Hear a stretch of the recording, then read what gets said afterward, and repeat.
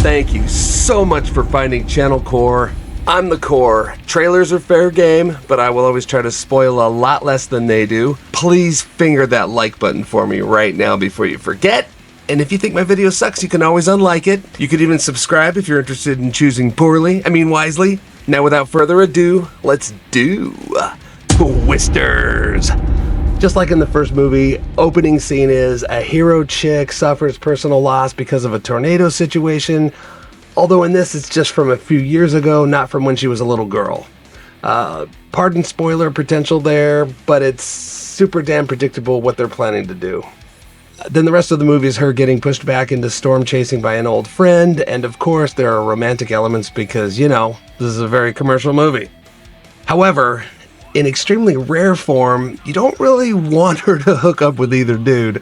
At least I kind of didn't. Not even Glenn Powell, who's like a sexier Luke Owens with a Tom Cruise smile.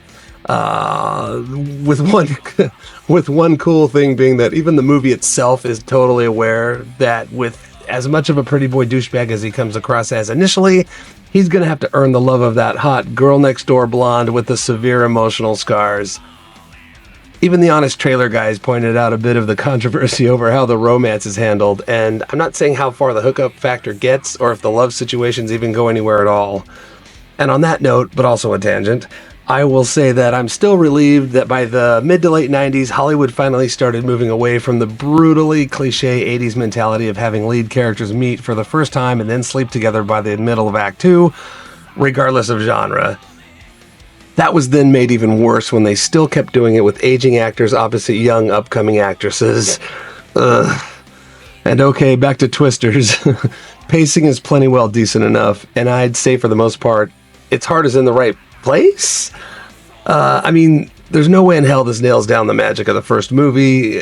Okay, well, not totally, at least. There are a handful of thrilling bits of tornado-chasing goodness, but not really any of it compares to the original.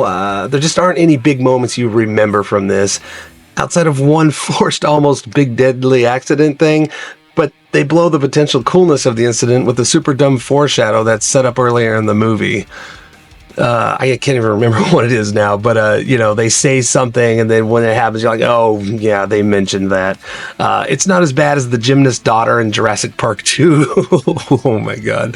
Using the high bar to kick away a velociraptor, but it is something I noticed and cringed a bit over. I'm not doing a hard push for this at all, but I do have to say it's mostly very watchable, and as a follow-up to a movie I really, really enjoyed, it didn't totally pissed me off or anything, basically, is the bottom line. However, there is one thing a character does in order to close out the romance element that would amount to potentially millions of dollars in property damage and probably get them arrested on charges of terrorism. You know, it's trying to be cute kind of thing, but then you're just like, dude, if you do that, you are at least, I don't think you could not do jail for that. And yeah, the property damage would be insane. And even worse, it's literally one of those horrifically cliche, do I stop the person from getting on a flight scenes? Ugh. I know that's technically a spoiler without specific details, but I really don't think anyone will give it.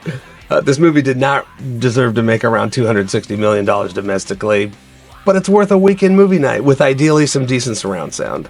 And oh yeah, one of the main reasons I said this is for the country crowd is that there is a ton of country music in this, like almost through the whole thing. And it's kind of one of my peeves when there's just too much music. It feels like a crutch, you know, to try to capture the tone. But I'm a hypocrite because when you put my favorite music in, like, you know, rock and thrash and hair metal, I'm super excited. So what can you do? Everyone's review is biased in some way. My opinions could totally change a week, a month, or years from now. So keep on loving what you love. Please comment below if I missed something or got something right. God forbid. They say that really helps the channel, but please do it in the nicest way possible because I'm a very, very fragile man-child.